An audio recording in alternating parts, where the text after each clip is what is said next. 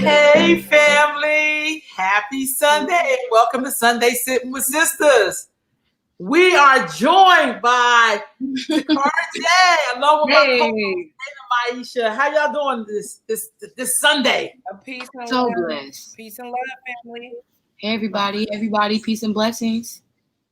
Right on. So, question, just checking real quick. Dana, how you doing? I'm doing good. I can't complain. I'm enjoying this breeze this Sunday morning and looking forward to the future. Yeah, I'm doing good this morning. I'm pushing some different initiatives with my literacy programs, and I'm really happy about that. Kind of expanding the breadth of escape velocity, and it's growing slowly but surely. So I'm excited about that, and I'm excited to be sitting here with my sisters. Right on, right on. Hey. Takara J, how you doing, sis?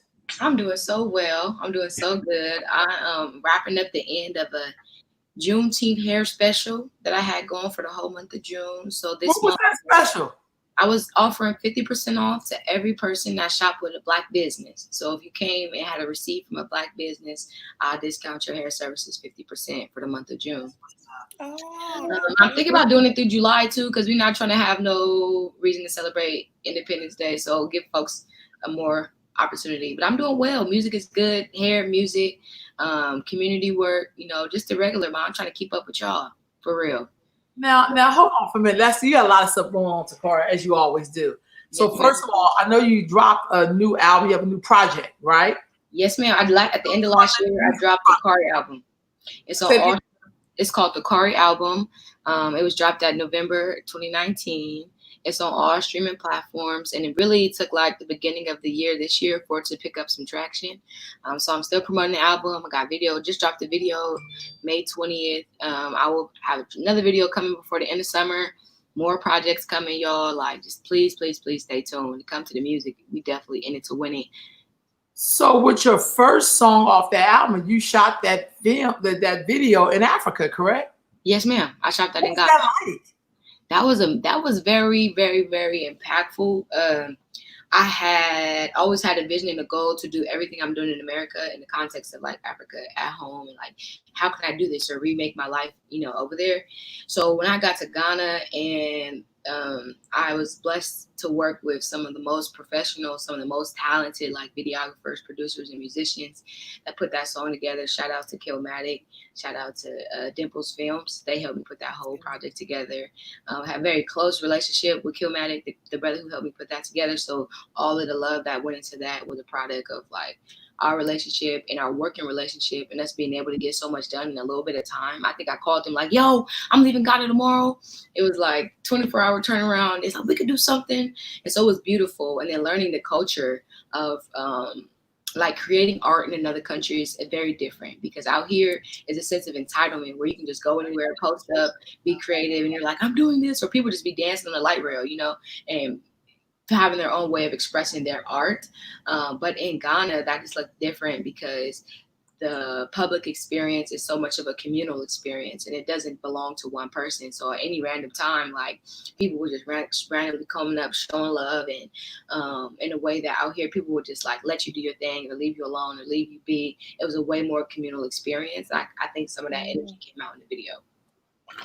It was beautiful, and the people in there looked so beautiful, skin glistening. I could tell y'all was in the African sun because the skin was on fleek. It was so dope. It was dope. I really can't wait to go do more and take more people back. Wow. Well, when's your next trip? Well, that COVID said hold up. So we were supposed to go Ghana 2020 this year, but we'll be going 2021 at the end of the year. And we'll also be offering opportunities to be able to connect in Liberia, potentially Senegal. So we're trying to expand in the next years that we come to Africa and go to some more countries. Right on, right on. So what is West to West?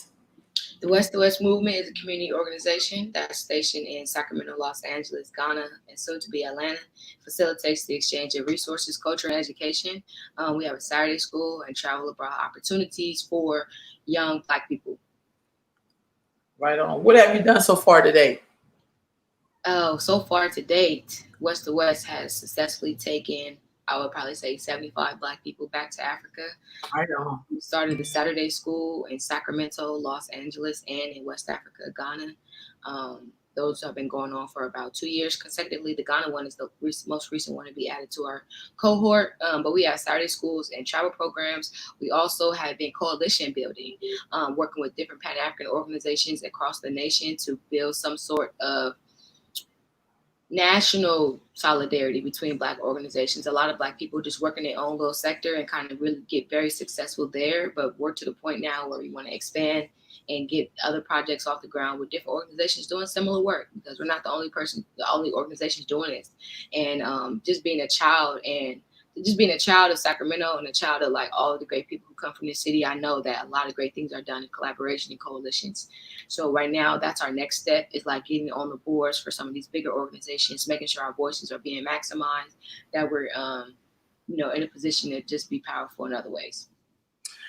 So Takara, what does it take to really collaborate? Because we say that a lot, like, let's collaborate. But I'm gonna just turn this camera off, but I'm listening, Mom. No, you good. So tell us, what does it take to really collaborate? First and foremost is a clearly demonstrated, uninterrupted love for Black people. I think a lot of folks say they love Black people, but it's a theoretical type love. Like, I love being Black, and then you really got to go somewhere and do some Black shit, and it's like, fuck, this is ridiculous, and it gets frustrating. And so I think the demonstrated, uninterrupted love lets you know that it never wavers. So when you come to collaborative opportunities, and it's very clear that we are not all on the same page, or we all here for different reasons, or everybody got their own shit they bring to the table, that's not a reason for us to cancel the work. I got to understand that the demonstration of said love is not always accessible. Folks don't always see what kind of love it takes to put away your personal differences. A lot of time, especially in this self-love era, self-love is like canceling the opportunity to work with other people. Like, I don't need to be around nobody. I'm practicing self-care. And then everybody isolated. So it's like, damn. So I've been really thinking about that. And I've been trying to actualize, like really put my money where my mouth is and work with Black people, because we say we love each other. And so to do that, you have to be in proximity with the people you love. You can't be isolated hella far out the way. That's real talk.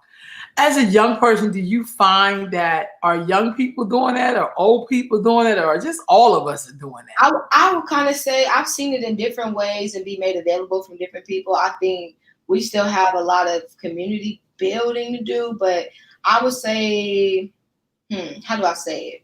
I would say young people are getting really good at that in real time, because we are having to work with each other in different ways. You know what I'm saying? Like, the young people that I met, and I say it like this, there were personal qualms I had with folks prior to protesting.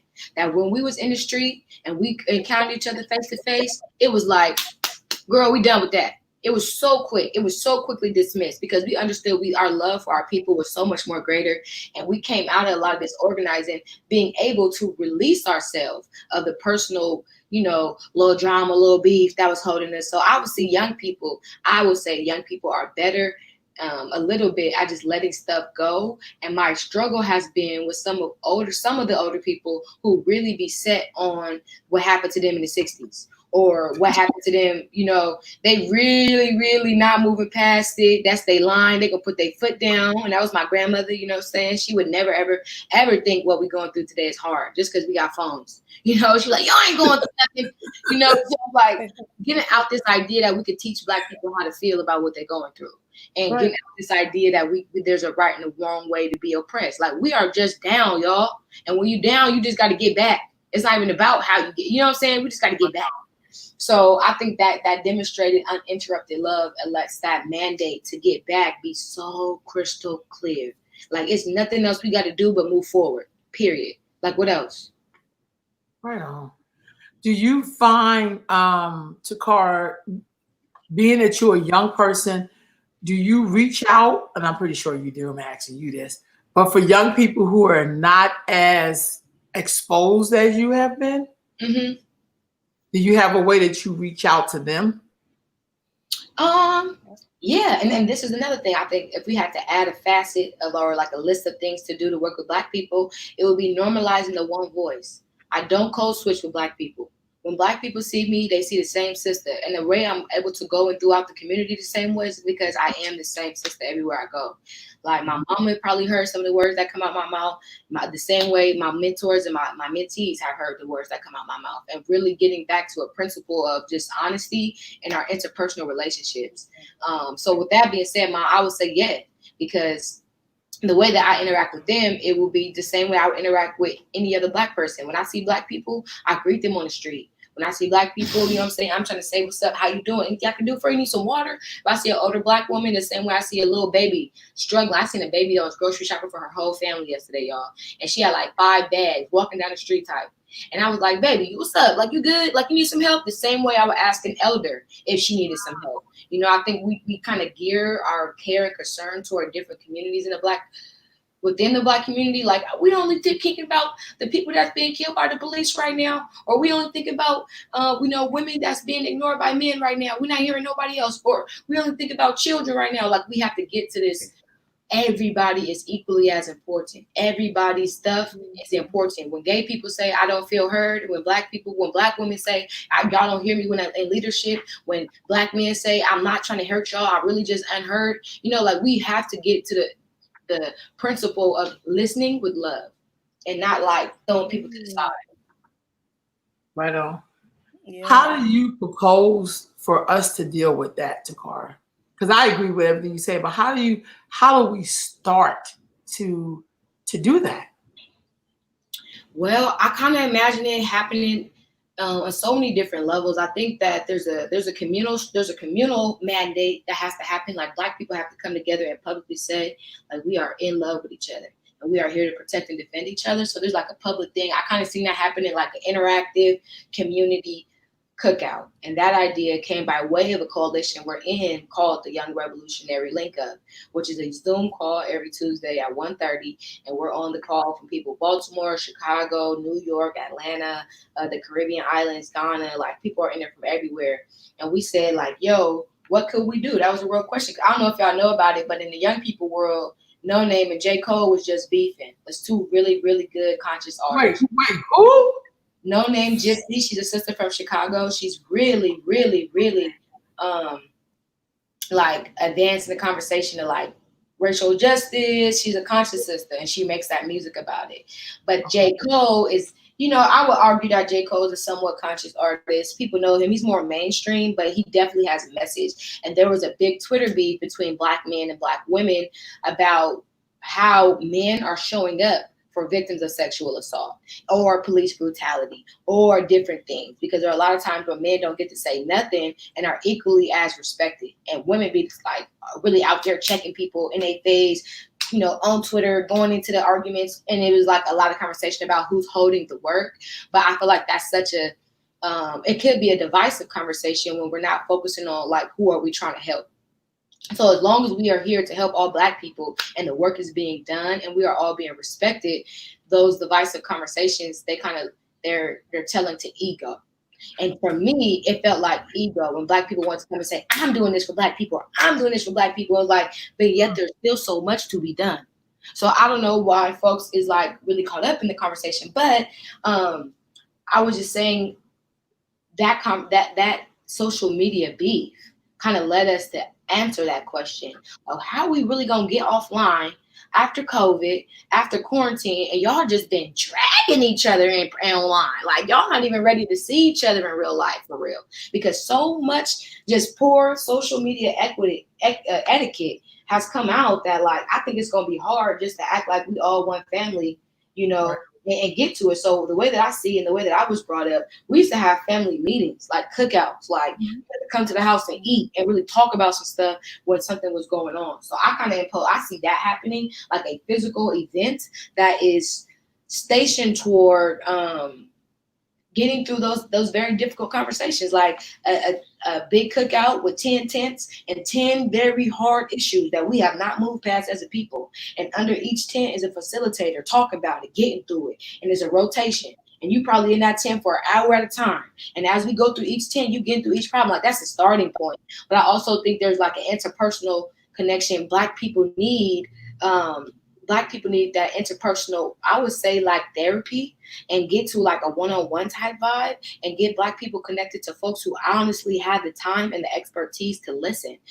That vulnerability is not like Black people are not vulnerable. It's that Black people have come and asked for help over and over and over and been let down. So many times that demonstrates to us that nobody's going to be there for us, and we're not going to make ourselves available for help so many times after so many times. So my way of interacting with Black people is like letting our first conversation, the precedent of our conversation, is that I love you and I have nothing but the best in mind for you and all of us. And once we can start with that, then everything that's to follow is really just toward progress, period. So you said something that was very key in that moment. You have such wisdom. I'm enjoying this conversation because I get to ask questions. I got it from you. I got it from you. What you mean? You can enjoy that too. Yeah, but it means something when you hear it coming back. Yes, ma'am. You know what I'm saying? Because sometimes you work it and move it, and then sometimes you forget that. Sometimes I often hear people say they could be a room full of Black folks and they'll say they feel threatened. And I feel like to myself, if we're family, how can you feel threatened? And what does it mean to have family? Right. You understand what I'm saying? Like, what does family mean? I don't know if we all have the same. I have sisters. We all think very differently. Do we get mad at each other? Yeah. Did we talk it out? Not immediately, but we do. But right. What does family mean when we do it in a generic, broad sense of the word family? Like, how can you really feel threatened by your family member if y'all all together? And we're gonna talk about family, and I have to. Was that a question for me to answer, Ma, or we just reflecting? Yeah. Either so however you want to repeat the question, so I can answer the question before I bring this. First of all, how do we do family? Let me just break it down. Do family. Okay. Actions, thoughts, beliefs, principles, morals. Like, what constitutes family when somebody is really your family? Right. You know, it's so crazy because I had this conversation. I'm gonna pick your purse off the floor, Shelby. I had this conversation with my mom yesterday, and Black people always going through stuff with our own families. I'll be over at 10 number 3. LOL. Thanks, brother Jamil. But honestly, brother Jamil, if you want to host the Revolutionary Cookout, please let me know, because we're trying to get different cities to host that labor, and we're going to give every city the blueprint of what the tents will look like and what conversations look like. So if you would really love to do that, I really would appreciate that. But back to your question, Monty, about Monroe, about family. I would like to call us back to our first, at least in the context of this country, our first demonstrations of family was like the slave family structure. And a lot of times in the slave families, it wasn't about who your blood was, it was about who treats you best. So when I think about family, I think about who is treating me with the best love, care, and concern.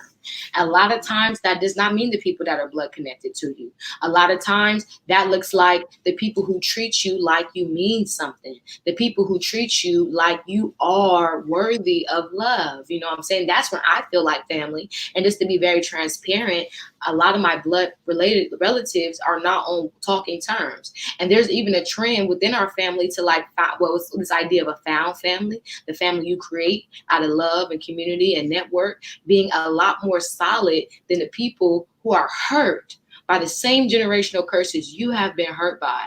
And it's almost hard to expect those same victims of that same stuff to be able to do family without healing family. You know what I'm saying? So I think Black people, we've created this way of finding family and building family and creating community. Like, I got so many play cousins, play mamas, play spiritual mamas, you know what I'm saying? All type of love. And that's not even a taboo as much as it is a resilience skill. Like, at times I can't even control it. It's like, yep, got a new mama today, or got a new sister. I just met a sister I'm vibing with. That's my sis. And be really serious about it. Like, how do we do? I feel like the way that we do that is by that, again, I'm gonna just stand by it as like the demonstrated love. And when it's demonstrated, it's felt, And so the way that we do family in like community spaces is by setting the precedent And this is not, again, the theoretical love, but setting the precedent of like, I love you enough to go to war for you and labor for you and get in the field with you and step when you step and speak when you speak and hold your back when your back needs to be held. You know, like there's a level of family that nobody, and in the contrary too, because I do have family, you know what I'm saying? I'm not out here by myself. I come from something, and my mother is here with me. So I have to make sure that in all of this I'm getting an understanding. And when I know that I can't go forward so far in the community without having no type of family support. So I always go back. To my biological family and try to make ways for them to support. Though everyone not always with the Black consciousness. You know what I'm saying? Everybody always want to come do a bean pie cookout.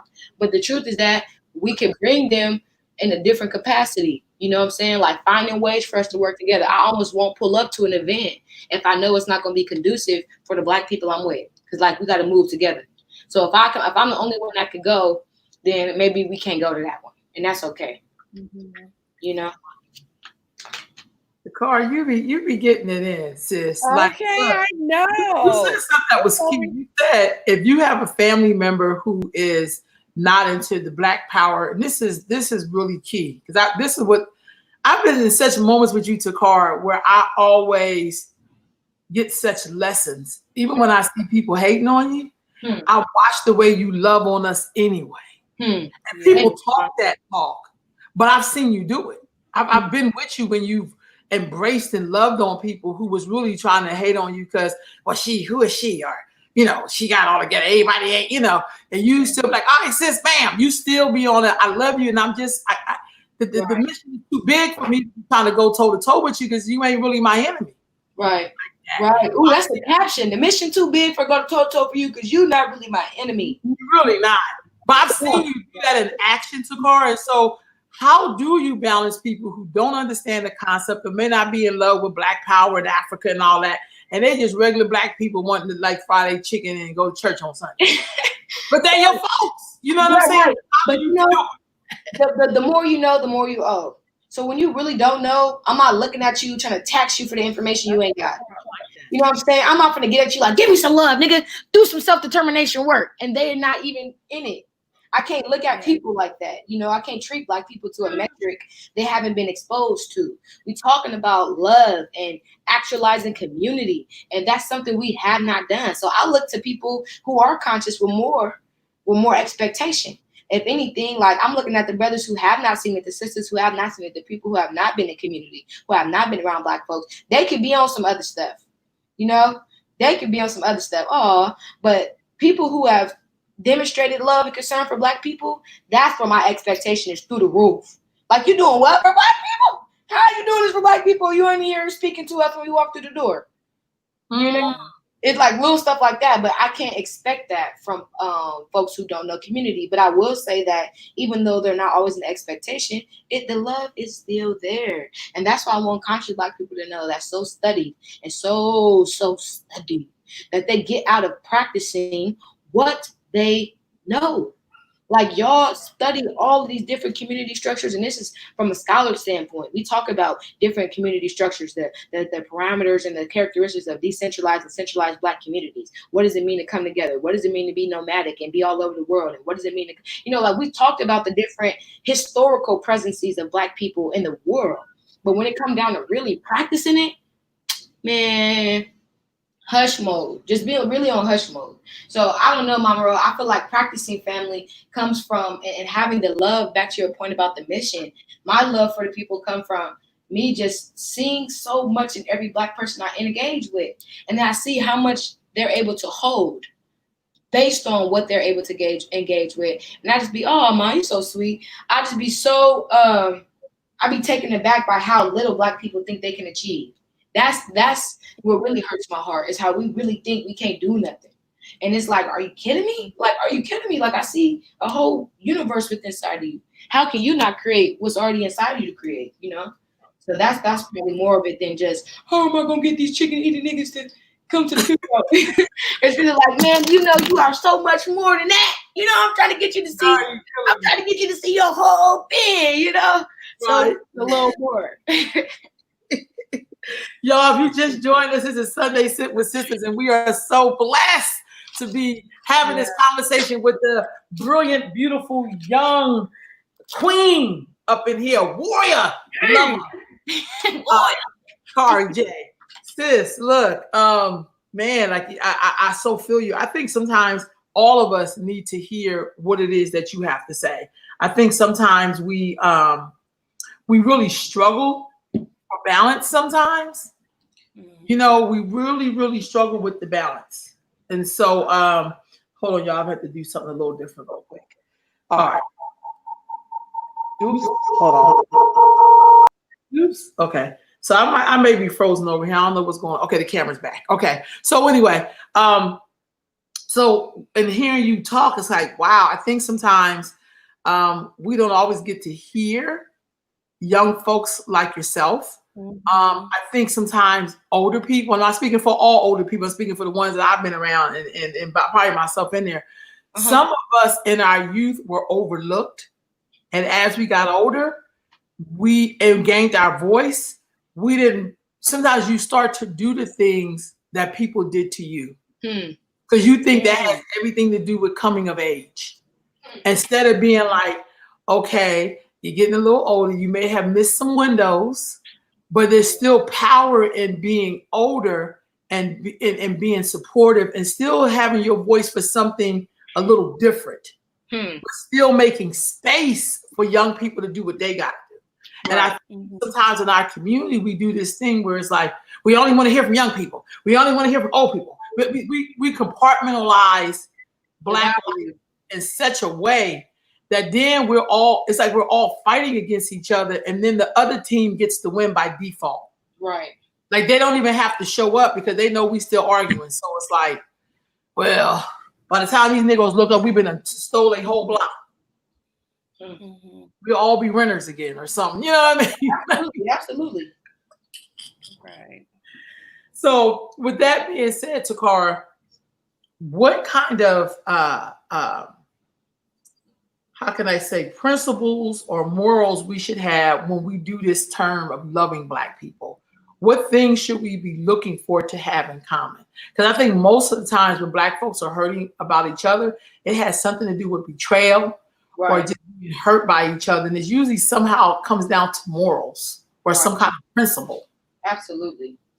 I think the first principle is that we tired of seeing Black life devalued. So we will like not see Black people and be normalizing Black mistreatment, whether that's in the form of death, if that's in the form of like economic deprivation, if that's in the form of healthcare and like access to health. We just, the quality of our life, and Mom, this is something I learned directly from you, is the quality of our life has to be tangibly protected. Not just in our head and not just in our self-esteem and not just in our idea of ourselves, but really like who gonna guard that way to make sure we know we are valuable. And that's only so many people have demonstrated that. So I think once Black people know the principle of value for Black life, that's the first principle. And once we can understand that, it makes it harder for us to disrespect each other. It makes it harder for us to go into the room and talk over all the Black women. It'd be harder for us to go into the room and ignore each other. You know what I'm saying? Because we understand that everyone in this room has so much to offer. But that's the interpersonal conversation first. But I really think that the value for Black life is like the first moral. We are tired of seeing Black people die like dogs in the street and be broken. That's something we have to stop. I think another principle for me is like resources. We not gonna act up like Black people. All of us ain't equally as broke. And if there are black people that are rich, like out they ass rich, and are comfortable with knowing that Black people that share the same plight as them are so dirt poor, broke, and that's okay with them, that's that we don't come from the same values. Because we believe that everybody got to have something. Everybody got to have something. If you got to work for it, if you got to volunteer for it, but there should be opportunities to access all of our resources together. And if that means we have to collectively build resources so we have a shared fund, like whatever we got to do it. But I'd be really uncomfortable with Black people who are comfortable with being at the top and so many of us are still at the bottom. That's not cool. That's not cool. Okay, hold on, Takara. I diddle. How do you know the people at the top are really feeling you? And there's a way to make them feel you though. There's a way. I'm gonna tell all the Black people this. And I'm gonna say it, and I hope nobody's offended by it. But all of these small Black business owners that ain't never ever spoke out for Black Lives Matter until their windows got busted in, and then you want to understand if you feel us or not.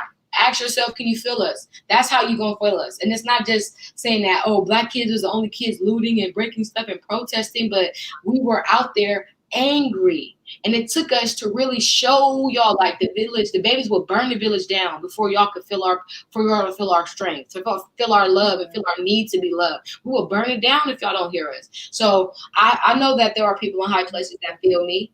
I feel like there are. I know I have really close relationships with people like y'all that can hear me. If I pull y'all coattail, be like, Mom, this is what we really need. I know y'all gonna get to war active, period. But that's not a normalized response. There were a lot of Black people, and I'm gonna keep it a fan, in Sacramento, in the Greater Bay Area, that we reached out to. Like, yo, this is what we're trying to be on. They was like, I ain't gonna lie, y'all think kind of revolutionary now.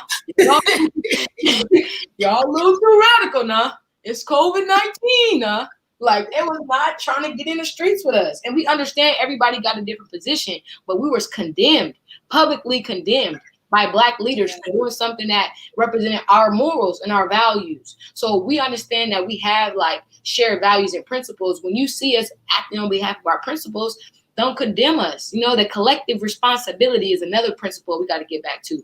Like, stop looking for opportunities to remove yourself from the Black experience. Stop looking for opportunities to distance yourself from the least likable Black people, because we are all together. You know what I'm saying?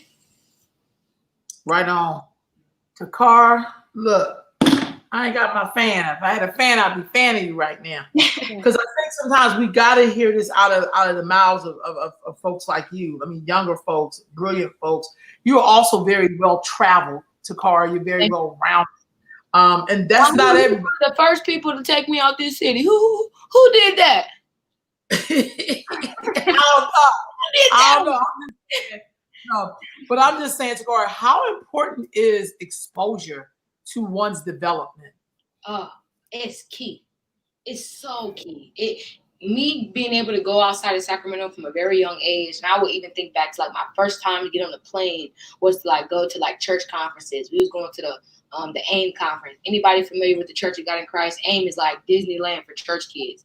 And you do so much, but we were in spaces like that, youth conferences, getting to talk to different minds of young people, getting to do different stuff. Young people, like, since we were very young, we were doing that, and my idea of who I was connected to was immediately and exponentially like maximized. Like, I had no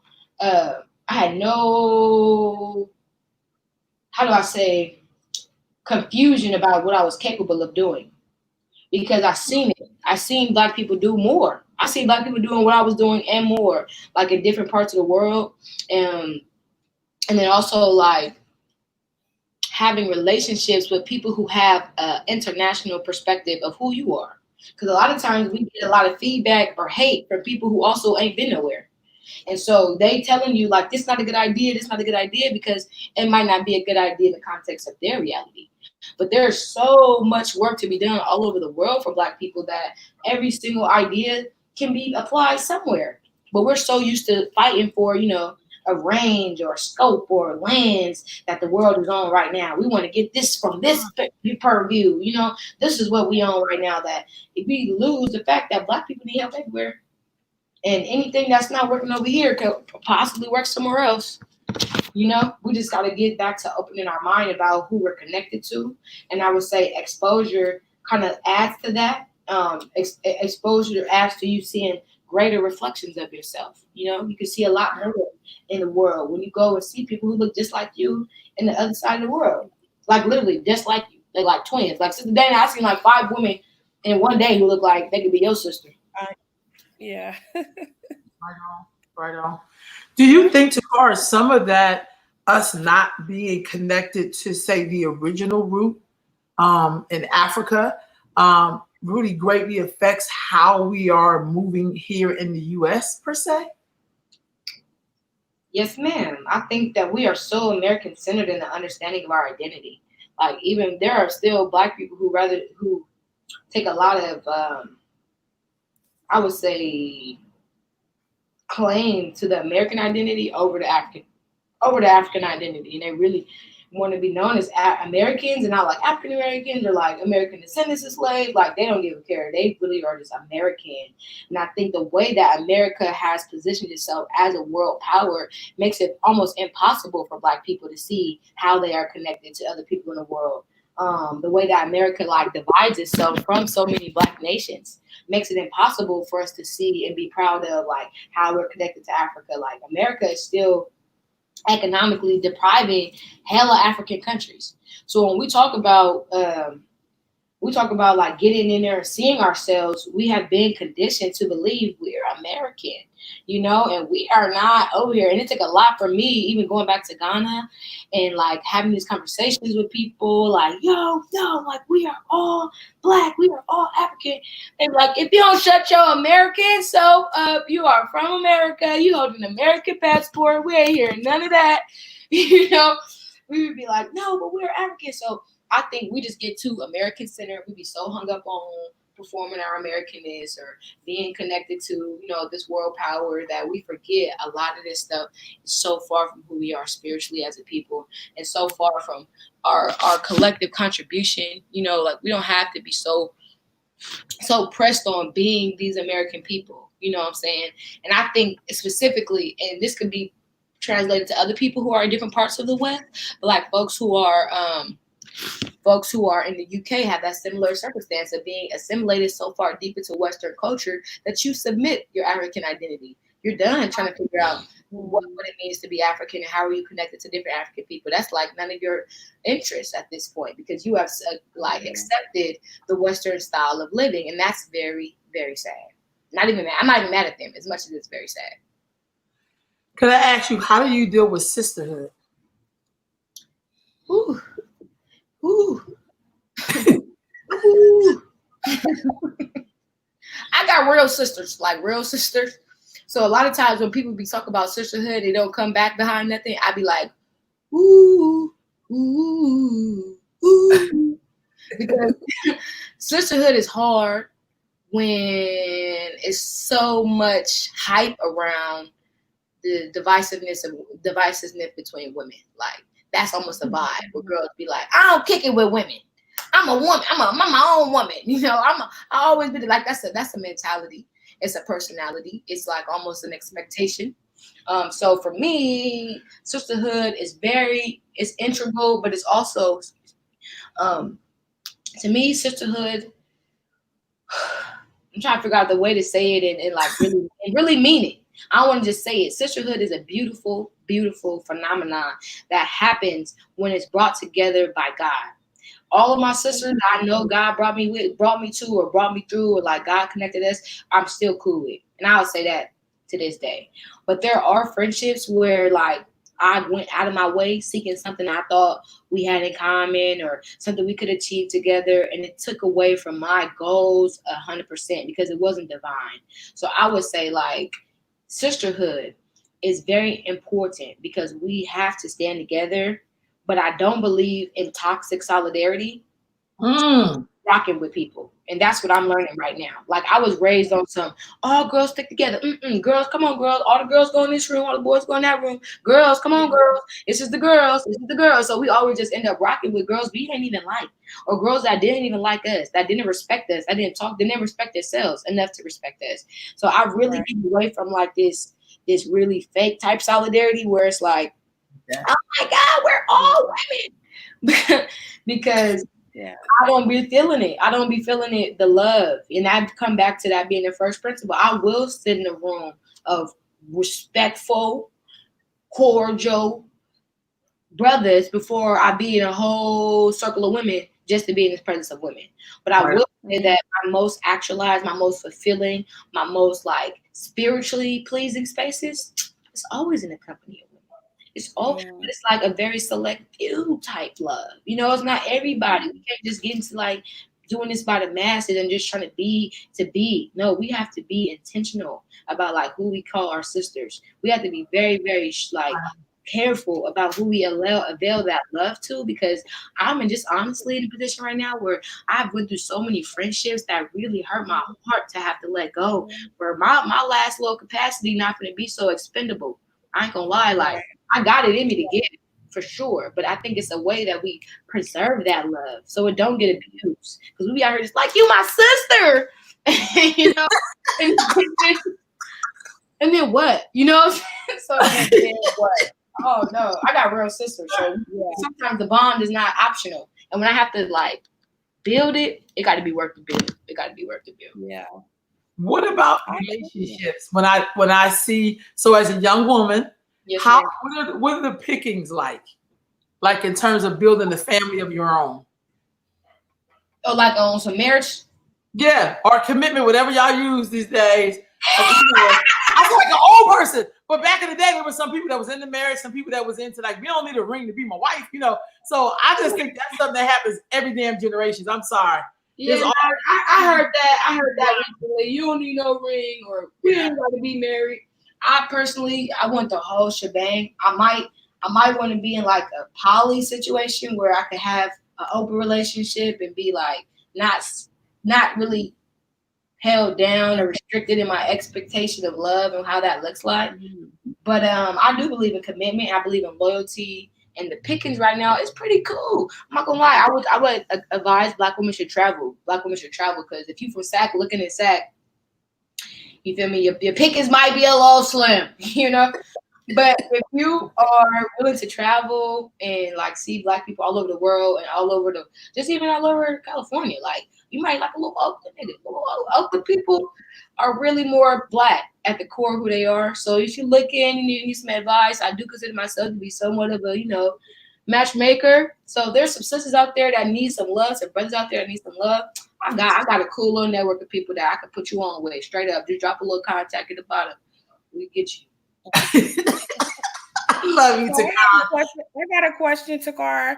Yes, so, what are 3 things we can do to support young people right now? What are 3 things that the generation before you can do to support you?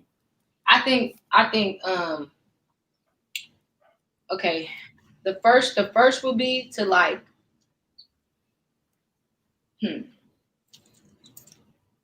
I think you should normalize asking young people that question. That's the first thing, because that's the first thing I asked you when I saw you. Yes, ma'am. And I love that. And that's what I'm saying.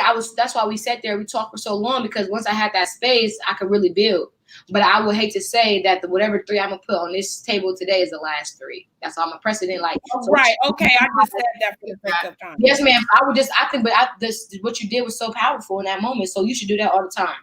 Like older people need to get in the habit of asking young people and not assuming that we just need one thing and getting mad when we don't want what's made available.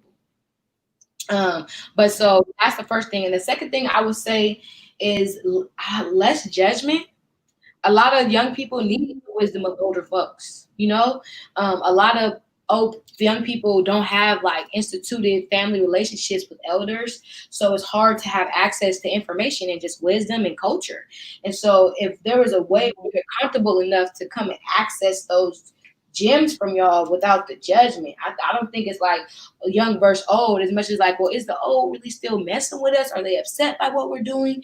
There's like a disconnect in that. So if old people just let us know and we're vocal about, we are not judging y'all. Like young people, I'm with you. That's some stuff we got to hear. We be needing massive encouragement. There's a lot of depression, mental health, like suicide vibes in this generation. And so we be needing to hear from young people that your life is valuable. We be needing encouragement. We are the children, the age of information. So we be knowing some stuff, but really the wisdom and the spirit to navigate is lacking. And all these well-informed babies with all these phones, they just got information and nothing to do with it. Don't even know how to navigate in it. So I think that's the disconnect, is like the information and the wisdom. And that's that. Okay. Well, I really, so less judgment, more encouragement, normalizing, asking the questions. Yeah. What's the third one?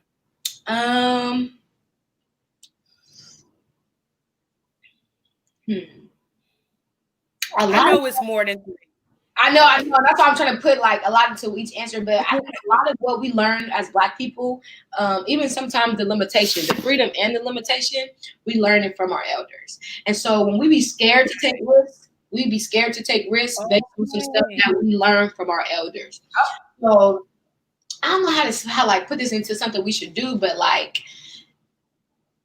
So like, you don't want us to project our fears on y'all. Basically, and believe it, but really the belief. I personally, when I feel like people don't believe in me, that's a greater grievance than being slapped in the face. Like if you tell me like, no, just sit down, I don't think you can get it done. That's way more hurtful than I'm with the PCH.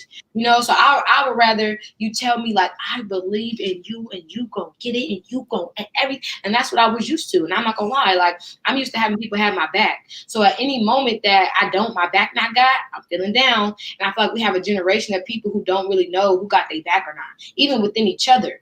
You know, we're not knowing who we can move with. So if the elders almost instituted like checking us when we disrespect each other, you know what I'm saying? Like letting it be normalized that Black people cannot treat each other like that. And that comes from the top down, like the elders showing us how they care about us, for me to have it and go extend it to, you know, my next sister. And that's something I would say is a byproduct of the love I receive from women like y'all. I do not disrespect Black women in professional or community spaces when they speaking in a board, anything, because I was raised around Black women who was putting me on. So we like, that's some church stuff too. Like you understand when your mama talking, when she praying, when she doing anything, you hush up. But when you don't have that normalized in your everyday culture, you learn. I'm like telling my friends how not to disrespect their mama. And I'm blessed to have my mother in my life. You know what I'm saying? So I have that key and I can connect those two groups. But the truth is that I can't hold everybody accountable to that know-how. Thank you so much, Sister Sharon. I can't navigate everybody in with that because everyone not coming from the same background. So I think there should be a culture of just like giving folks space to mess up. Oh, also cancel culture. We are not canceling Black people because it's very hard to move forward when ain't no soldiers left in the war. And Black people be so ready to just say, I'm done with Black people. I'm done. It's from hurt, of course, from trauma, but we're not getting nowhere moving like that. Right. Dakar, I think I can't speak for all, but I think when people say that it's because they're frustrated. Right. Because one thing about being Black, you really cannot cancel Black people. You can't. Right. You just can't. You can try, but you know, as soon as you walk out the door, the world will let you know you were so stuck to Black people. Right. Many have tried. I just gotta be honest, but they'll go right out the door, and other people let them know, like, you a nigga. Like they will make you be connected to the experience. I can't explain it, but I feel what you're saying too. I think we say that out of frustration. But I just, you really can't. You just don't rub off.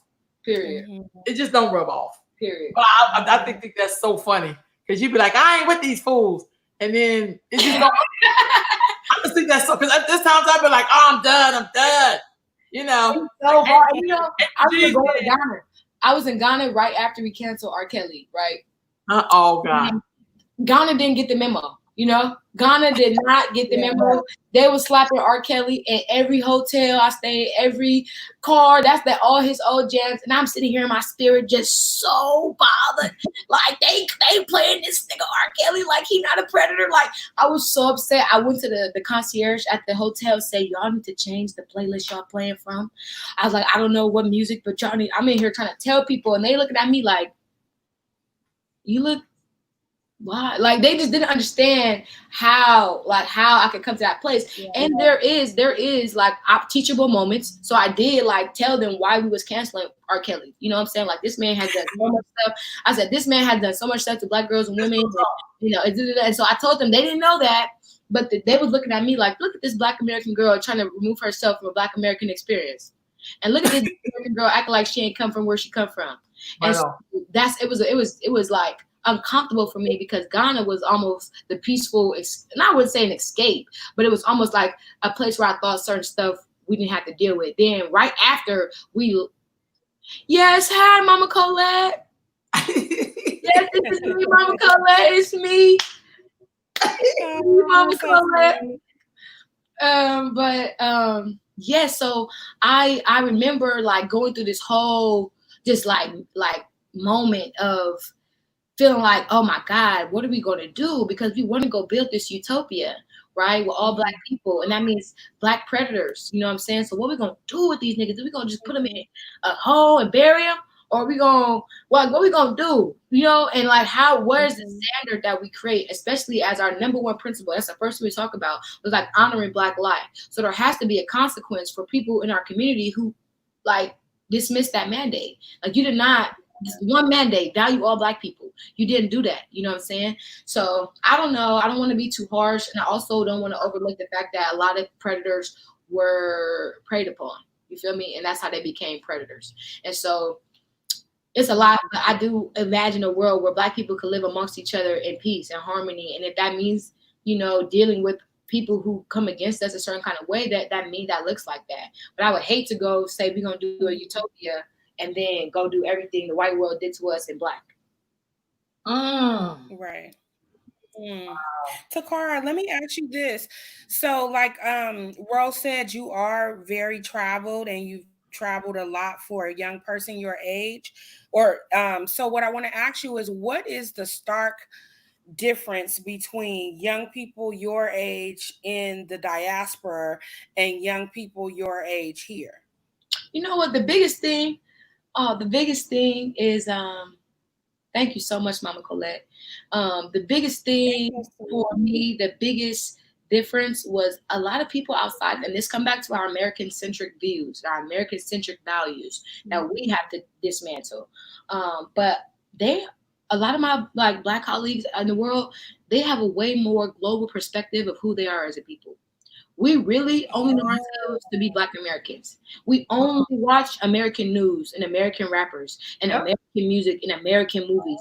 And like they were raised watching Boys in the Hood. They was raised watching stuff from all over. Like they're in UK watching Black American movies. And this is to our people in America, how we battle through this value thing. Like, who are we to the world? That's how America has kept us devalued, by removing us from this global perspective of who we are as a people. All of my African homies that be on the continent studying and reading, they've read more books than me. They've read more different, greater mass and breadth of books than me, from philosophers from all over the world. I'm only reading like Maya Angelou, Bell Hooks, you know what I'm saying? Like Black women from Black America. And they're like, no, we reading everybody. So it's almost like a throw it in the face. Like, I think that's the key difference, is having a global approach, and even me having to dismantle what in me was just based on fact. Like, I couldn't get mad at Black people in Sacramento no more once I realized there was so much more Black people to be mad at. Or not just mad, but like there's so many more. I get you. You know what I'm saying? Like there's we up in here trying to hold each other accountable for all of the work in one city. When we're connected to so many great movements. Like, I don't even have to do a lot of the legwork if I could connect somebody who's doing it or has an interest. You know what I'm saying? So I just think we have to expand. I see in younger folks other places a greater, expanded, more contextualized understanding of who they are. As we from global's perspective though, like they watching our news, our movies, and the news in Turkey and Al Jazeera. Like we don't have Al Jazeera on TV as a news channel, but in Ghana you could watch Al Jazeera, which is like a more conscious, politically conscious news channel, like Channel 3. You know, we don't get American news. Okay, that was interesting. Thank you. Yes, ma'am. Yes, ma'am. Thank you. As you said that, I'm going to pull up real quick Quayle TV. You talk about how you, this is a network that's founded and owned by a Black woman. You can watch Black movies from around the globe featuring Black people. So if you're talking Europe, if you're talking Africa, if you're talking South America, Latin America, the Caribbean, Quayle TV, it's a streaming app. It only costs like $5.99 a month. You could watch unlimited movies with Black people from around the globe. That's powerful. And to be honest with you, Sister Danielle and her husband, when I was visiting them in Harlem last summer, and I got to their house, this is a network they had, and I was watching all the movies I could on there because I was their house guest for a week, and I came home and immediately got it. But to Takara's point, you can in America watch films and read books or listen to music from around the globe. Yes. There are Black people everywhere. Right. This is a film from New York. This is a film called Africa, United Africa. Awesome film from Rwanda in the UK. And I cried at the end of this film. It was so powerful. You know, there's another film right here from South Africa. I mean, they have movies like, so Kweli TV family, Kweli TV. So to Takara's point, you know, you could be watching, and I think sometimes that for me, I'm right there with you, Takara. For me, I think in America we have access to a lot of things, but sometimes we make up in our own mind to almost take on the mindset of our oppressor, but do it in African form. Mm-hmm. Yes. And that's kind of disturbing because you don't have to do that. Right. You really could. In Sacramento, we have African people from around the world right here in Sacramento. Absolutely. Full associations. Right. Full associations. Yes, ma'am. Yes, ma'am. Yeah. So I'm gonna try to get your but to tie that back to your question, your earlier question about exposure, when we have that understanding, then we understand that it's not that far. Like I went all the way to Ghana to build connections with Ghana, but there was a Ghanaian student association here in Sacramento that I just had no information about. You know what I'm saying? So it's definitely a matter of being connected, but two, to speak into the idea of proximity. Like how are all of these organizations so close to each other and not doing work together? Yeah. That's so is there a big gap in between is the gap the communication? Like are we not communicating enough, or are we not advertising enough? Or all of it. All of that. I'm about to say all of that. Too, most of the ones that I've had exposure to, they're all kind of tied to the college. Yes. Like they Yes. So again, academic access is a really big challenge for that information. Absolutely. So they come over like that, and then they start building stuff for their immediate families because they sending money back to their country. And then they're also trying to figure out how to interface with us because they do have their stuff too. But I also know sometimes it's like they'll sometimes bump into the Black people who are not African in their thought. And then sometimes we bump into the ones of them who are not thinking that we're connected to them as Africans. Yes. You know what I'm saying? And so sometimes you have to kind of bump into the people who see you like family. Like you, it's like we trying to find our family, even when they come here. Because some of them got the brainwash like we got the brainwash. Right. You know what I mean? So, but I also think when you're in divine order, things would just line up. So that's how I know where they all are. You know what I mean? Or I get invited to stuff. But I think, you know, I love that Takara goes, you know, to other countries and connects with people. But I also think there's still room here to make those connections. And I think they're going to happen because this is the time and the space is making it happen. That's all I do. And I'm not going to lie, like so the year before we brought the Saturday school to life, like we had talked about it, we had planned it, but the actual like month before, I think we brought it to life, I was in Ghana and I met brothers that was from SAC in Ghana. Wow. And it was Brother Jamu. And I had met him at this revolutionary conference. And when we talked about like, oh, what could we do? What we could do? Our first plan of action was in Sacramento. You know, we like, forget it. We're gonna do this Saturday school. But we like came up with a lot of how like the network of teachers, some of them brothers we met on the continent, and they was willing to come back and make those commitments. So yes, ma'am, it's always here. And it's home. You know what I'm saying? Like, where are you most accessible? And even when I thought I was going to be in Ghana, like long term, how we're going to live out there, I had to make it make sense to where I was at. You know, I think we can't have theoretical work scopes. Our scope of work has to reflect where we at. Here, what can Black people do immediately when they're out? Well, family, if you join us, this is Sunday Sitting with Sisters, and we are joined today by Sister Kari J. As we wrap up this show, first of all, Takara, I feel like I'm really in the living room with somebody getting their hair braided. You know, I ain't doing that. I love it though, because that's what it's about. I feel like you that's when you get it in. You go on somebody's house, somebody get their hair braided, you just pull up the seat and be like, yeah. Right. I'm happy I know Shelby had the years, or this would be out of pocket. I love it though, because I think that's the authenticity that some of us are missing. Some of us never know what it's like to sit in somebody's living room while somebody get their hair braided. Mm-hmm. I grew up when you sit on the stoop, really, outside. Right, like right now, we be on the stoop. Getting hair braided if we was in Philly. But you know, I got your back like that. Mm-hmm. Thank you so much. Any closing words, Dana? I just want to say that I have thoroughly enjoyed this conversation. I love your spirit, Takara. I always tell you that every time I see you, like I feel it, and I love what you're doing, and I just think that you're amazing, and I love your perspectives. And so thanks for being here. I feel really blessed sitting here right now with you. Wow. And I feel more enlightened than I did before I sat down here. Okay. Especially to be honest with you, that question about what was the stark difference, I didn't think you were going to say that answer, but that makes sense. That made sense about them being more global, but everything you said made sense. So thank you. And the 3 things that you said that you need from us, we're going to work on that. Thank you so much. Thank you. April Jean said this was fire. Hey, thank you. I love that. So y'all. Also, y'all please check out CariJ.com.